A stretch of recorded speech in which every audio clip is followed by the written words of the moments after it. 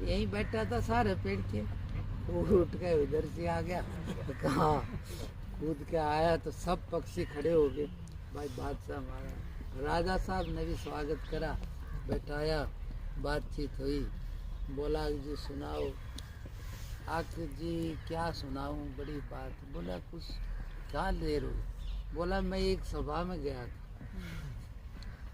तो बोले कि सभा में गया था और वहाँ पर एक बात चल रही थी आकि उसमें आता है कि आदमी की पीठ के नीचे गुदा है।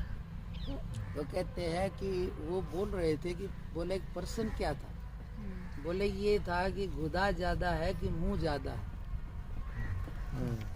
ये बोला समस्या चल रही थी। तो बोला कि ये तो भाई सबके बराबर ही है, पीठ है चाहे सबके एक ही, मुंह है एक ही। बोला इसमें फिर क्या होया।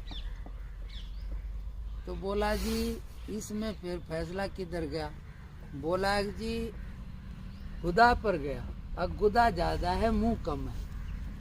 तो राजा सोचने लगे ये कैसे ये कैसे, ये तो बराबर है सबके। तो बोले ये कैसे।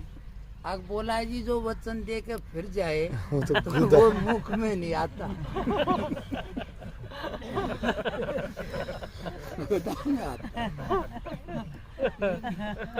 तो बोला इसलिए अब बोले राजा की अब क्या हो। अब राजा ने सोची यार सोरा कोई मरो और कोई जियो, ये मुंह तैरागना ही पड़ेगा। इसलिए उसने कहा भाई जाओ ये कुछ भी हो, कोई मरे और कोई जिए, हम तुम्हारे को पंख नहीं उड़वाएंगे। अब जो है वो सब चले गए। दुनिया का असर कब तक होता है, जब तक हमारे में कमी होती है, ढीलापन होता है। जब इधर रानी ने देखा कि राजा ने कह दिया मरो चाहे जियो, ये वो नहीं सोच ली कुछ होना नहीं, वहां भी खड़ी हो। अजीब राजा मेरी सुनेगा नहीं।